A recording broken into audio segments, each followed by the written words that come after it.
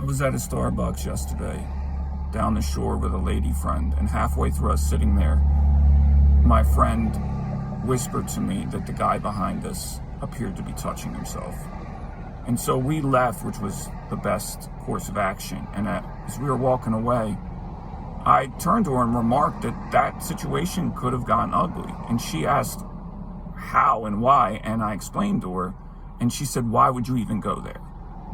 And where I went was to aggression and even violence, right? Because somebody who's willing to behave that way is a threat and a danger.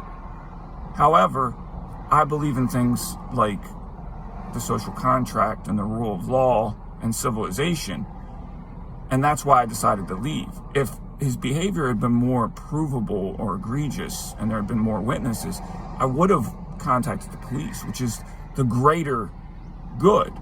But my evolved desire that has millions of years of evolution behind it and thousands, hundreds of thousands of years of cultural evolution behind it to protect against a bad actor like that is not wrong. And she was implying that it was wrong and unhealthy.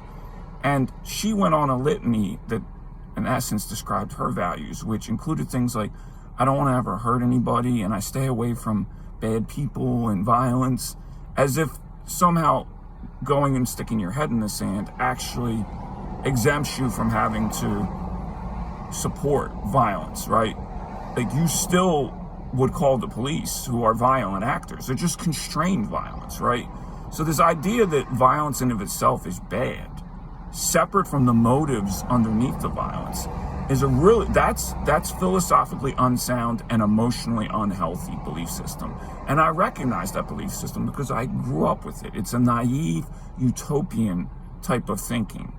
And I just needed to kind of process that out loud because I felt gaslit. She didn't intentionally do it, but I felt like I was being unintentionally gaslit in the sense that my normal instinctual aggression towards likewise aggressive actor who was in the wrong was being, the term is pathologized. And there's nothing pathological about even having a desire to use force against somebody who is a danger.